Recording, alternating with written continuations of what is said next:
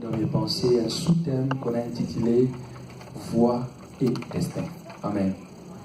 Voix, la voix et destin. Nous allons ouvrir nos Bibles dans le livre des 1 Roi chapitre 19.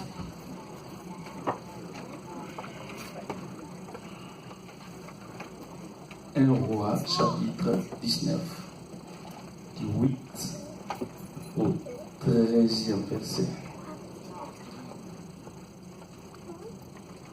1 Roi 19. 8, on peut commencer au verset 9e parce que le 8 ne nous intéresse pas trop. Nous commençons au verset 9e. 1 Roi 19, 9 à 13. Je lis la parole au nom du Seigneur. Et là, il entrant dans la caverne et il passa la nuit. Et voici, la parole de l'Éternel lui fut adressée à ces mots. Que fais-tu ici, Élisée? Il répondit, j'ai déployé mon zèle pour l'Éternel, le Dieu des armées, car les enfants d'Israël ont abandonné ton alliance, ils ont renversé tes autels et ils ont tué par l'épée tes prophètes. Je suis resté moi seul et ils cherchent à m'ôter la vie. L'Éternel dit, sors et tiens-toi dans la montagne devant l'Éternel. Et voici, l'Éternel passa. Et devant l'Éternel, il y eut un vent fort et violent qui déchirait les montagnes et brisait les rochers. L'Éternel n'était pas dans les vents. Et après le vent, se fit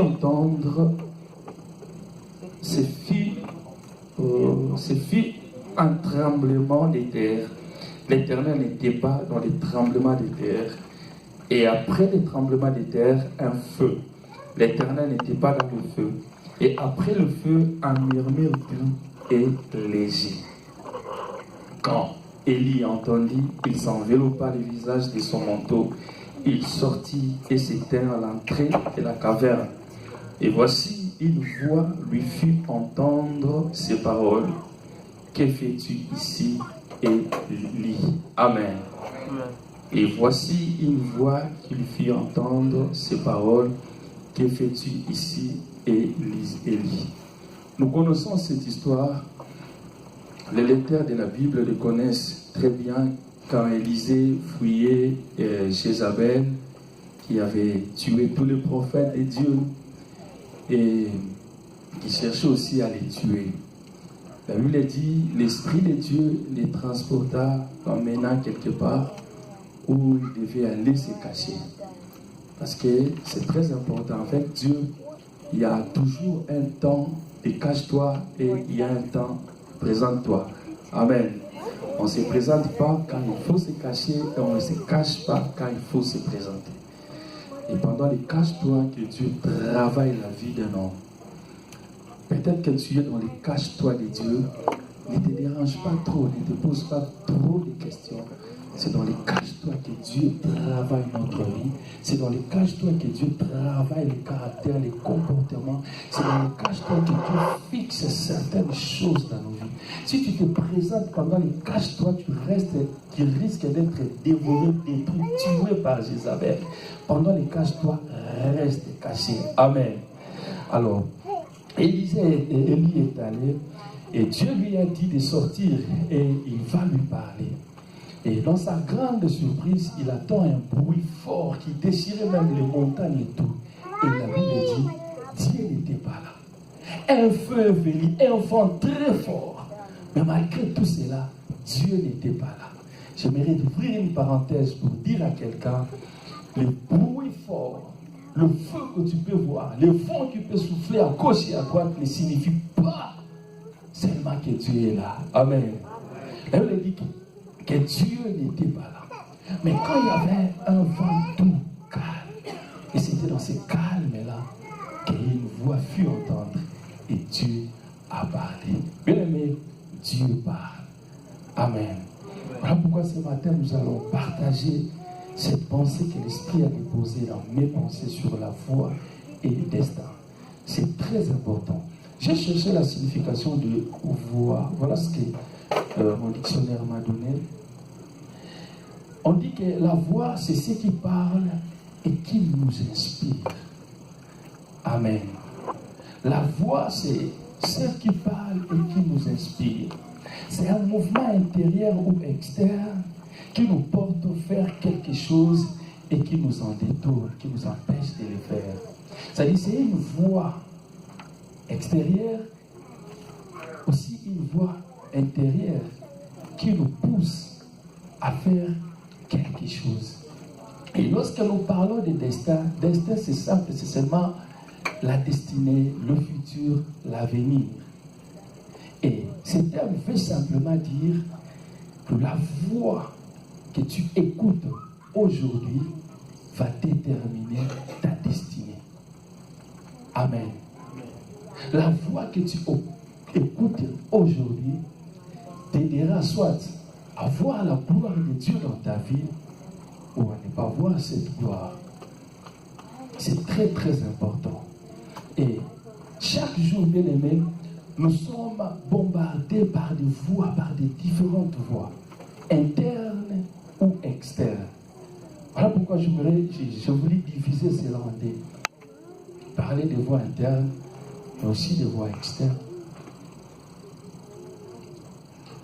La voix interne, c'est celle qui parle en nous. Tout le monde ici écoute une voix. Tout le monde ici écoute quelque chose parler en lui. Écoute son cœur. Écoute une voix. Cette voix peut être une voix bonne, ou soit une voix mauvaise. Cette voix peut être une voix de Dieu, ou soit une voix aussi de l'ennemi. Si nous lisons la Genèse chapitre 4, on nous parle d'un homme qui s'appelait Caïn. Ils sont allés offrir avec son frère Abel. Abel a offert. Caïn aussi de l'autre côté offrait à Dieu. Mais qu'est-ce qui s'est passé après? Elle me dit, Abel a écouté une voix. C'est cette voix-là, qu'est-ce qu'elle avait dit à Abel? C'est ton frère. Et Caïn est allé tuer son frère Abel. Il avait écouté une voix intérieure. Mais si nous lisons aussi dans 1 roi chapitre 3, nous allons voir un roi qui s'appelait Salomon. La Bible dit, lui aussi un jour, il écoutait une voix dans son cœur qui lui disait, va offrir à Dieu. Salomon est allé offrir à Dieu. Ce n'est pas quelqu'un qui lui avait dit, Salomon, va offrir. Non, cela était venu de lui-même. C'est-à-dire, il y a une voix qui parlait en lui. Oui, nous écoutons tous de voix. Mais si tu distinguais la voix que tu écoutes là, si c'est la voix de Dieu ou pas. Combien de fois nous faisons des choses parce que tu as écouté ton cœur? Combien de fois nous faisons des choses parce que tu as écouté? C'est moi-même. J'ai écouté, personne ne m'a dit de faire ça, je l'ai fait par moi-même. C'est-à-dire, tu as écouté une voix qui a résonné en toi et tu as pris la décision de poser cet acte. Mais est-ce que cette voix-là est réellement ta voix à toi seul? Ou elle vient de Dieu ou de l'ennemi?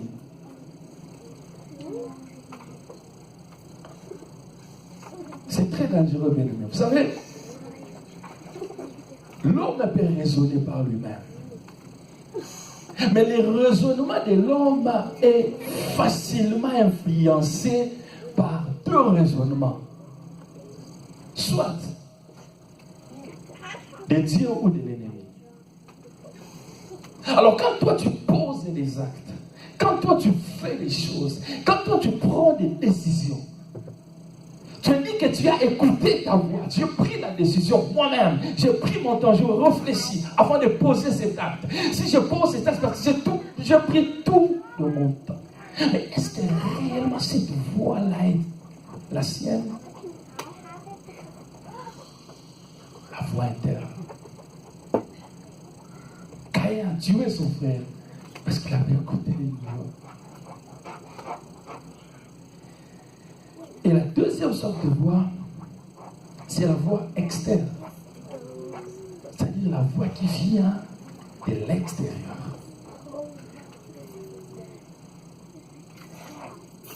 Cette voix aussi qui vient de l'extérieur peut être bonne ou mauvaise. Amen. Mais nous sommes arrivés à un moment où, sachant qu'il n'a plus beaucoup de temps, le diable agit et il opère comme tu n'as pas idée. C'est celui qui est connecté avec le monde spirituel peut comprendre le temps où nous sommes arrivés. Le diable multiplie des stratégies pour gagner des âmes. Il a besoin des âmes. Il ne veut pas aller en enfer seul. Il cherche à gagner des âmes. Mais comment gagnes-tu ces âmes? Comment est-ce qu'il opère pour gagner ces âmes? La voix extérieure peut venir. La voix extérieure peut aussi maudire ou détruire. Après avoir tout perdu, Job était assis par terre, mais une voix extérieure est venue par sa femme. Job, tu souffres. Tu peux seulement injurier, insulter, tuer, et puis c'est fini. C'était une voix extérieure. Cela ne venait pas de Job, mais de l'extérieur de sa femme. Et Job a refusé. Je ne peux pas faire quelque chose. Un jeune homme de moins de 20 ans qui s'appelait Joseph se trouve dans la maison d'un homme qui s'appelait Potiphar, qui lui avait confié la responsabilité de tous ses biens. Il était le gérant de Potiphar. Mais un bon matin, en sortant, il raconte la femme de Potiphar qui lui dit: viens, couche avec moi. Une voix externe. Cela ne venait pas de lui. Ça ne vient pas de moi. C'est elle qui a dit. Quelle voix externe écoutes-tu? Et généralement, les voix s'élèvent dans nos vies, quel que soit externe ou interne, lorsque l'homme prend la décision de mettre des sérieux dans sa vie. C'est-à-dire de faire maintenant des choses sérieuses pour sa vie, de prendre des engagements sérieux pour sa vie. C'est pendant ces temps-là, généralement, que les voix s'élèvent, les voix externes ou internes. Je le vis avec Jésus-Christ dans Matthieu chapitre 4, verset 6. Depuis que Jésus était né, il faisait son parcours calmement. Nulle part je vis le diable venir déranger Jésus. Nulle part je vis le diable venir déranger la vie de Jésus. Pendant qu'il était encore sous le toit familial avec Joseph, Marie et autres, je n'ai pas vu la Bible me dire que le diable est allé combattre Jésus, parler à Jésus. Non. Mais quand Jésus a gêné, le diable, sachant que maintenant, il veut commencer les choses. Maintenant, son temps de décollage est arrivé. Maintenant, il veut commencer à frapper fort. C'est maintenant qu'il faut que je vienne les distraire, les troubler, lui parler. Bien aimé, le diable, c'est un grand stratège qui sait quand est-ce qu'il faut opérer. Tu peux imaginer que la Bible nous présente l'histoire de cet homme qui avait son champ. Il a planté les blés pendant la journée. Il a très bien fait son champ pendant la journée. C'était du blé partout. Ils ont arrosé, ils ont vérifié, ils ont remarqué qu'il n'y avait pas des herbes mauvaises et tout. Les champs étaient bien. Mais de l'autre côté, il y avait l'ennemi qui les guettait de loin. Mais quand est-ce que l'ennemi a entendu pour venir s'aimer les livrer? La nuit. C'est-à-dire pendant que les autres dormaient. Ou pendant que les autres étaient dans la distraction. C'est pendant ces temps que l'ennemi est venu. Il est très intelligent. Il n'a pas semé une autre arme. Il vient s'aimer livrer. Si vous faites la recherche même sur Google, vous allez voir que le blé est livré sont presque identiques. Facilement, tu peux confondre l'ivraie par le blé par l'ivraie. Très sage. Le diable travaille ta tête avant de combattre une personne. Et c'est très difficile de savoir que c'est le diable qui me combat. Ce sont mes propres pensées. C'est très difficile. Généralement, beaucoup de gens prennent des décisions croyant que cela vient d'eux, mais en réalité, cela ne vient pas d'eux. Beaucoup de gens prennent des décisions, font des choses croyant que c'est un bon conseil qu'on m'a donné, mais en réalité, ce conseil était mauvais. Et voilà pourquoi la gloire de Dieu passe beaucoup de gens outre. La voie externe.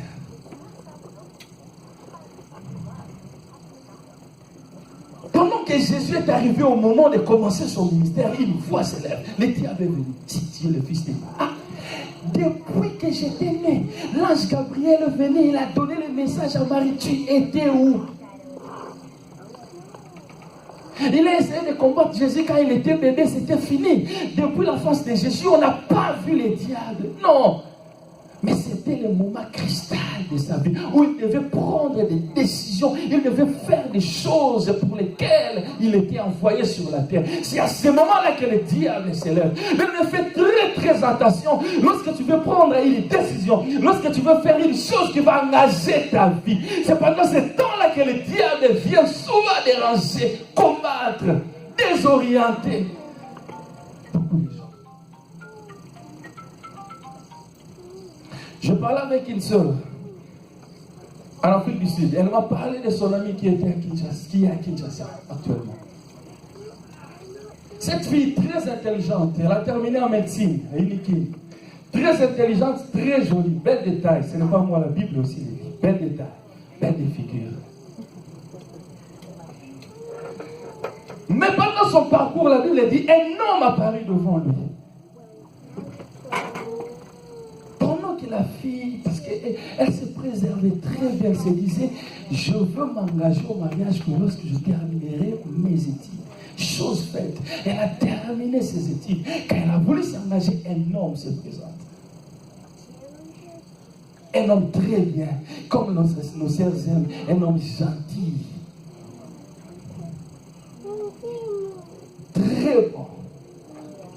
Et la sœur s'est engagée. Plus tard, quand je dis plus tard, c'est-à-dire après le mariage, ils sont entrés dans la maison.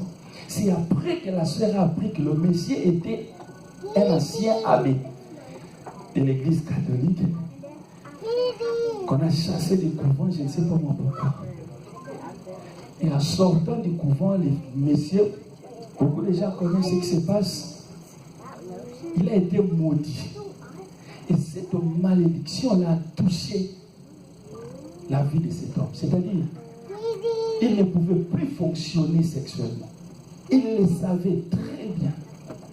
Cet homme-là le savait très bien qu'il était maudit et il ne pouvait pas fonctionner. Mais il est allé prendre mon abat. Amen. Pendant un moment où la fille voulait prendre la décision sérieuse de sa vie, un homme comme ça apparaît. Un homme très bien, mais qui était un envoyé du diable pour détruire la vie de cette soeur. Bien, il faut faire très attention, être sûr que la voix que tu écoutes là, c'est la voix de Dieu. C'est Dieu qui te parle. Avant de faire ce business-là, c'est Dieu qui te parle.